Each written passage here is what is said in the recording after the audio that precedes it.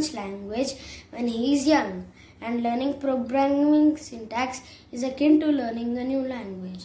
Early exposure will shape how he thinks and make computational thinking much better. At 7 or 8, most of us have sufficiently developed logical and critical thinking skills needed for coding. We as young as 10 can produce programs that achieve professional quality. What I understand to be the reasons for learning is how to code at an early age, or we can learn computational thinking. When we learn to read and write code, they develop cognitive skills and a methodical problem-solving process that resembles a computer. We learn to use logical thinking in formulating step-by-step procedures to produce a desired outcome.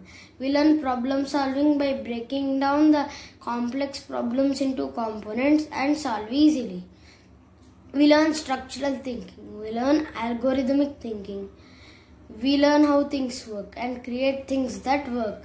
Coding encourages us to think outside the box. We learn to anticipate and avoid problems. Coding prepares us for skills that are necessary in the future. Let's see it cons now.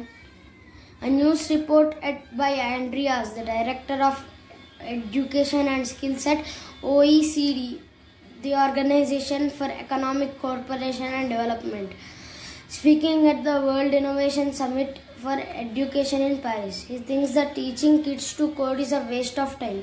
In particular, he seems to think that by a time child today grows up, coding will be obsolete. Johnny Castro, a child development expert and a teacher in Dallas, Texas, that tells that he emphatically opposes teaching kids to code.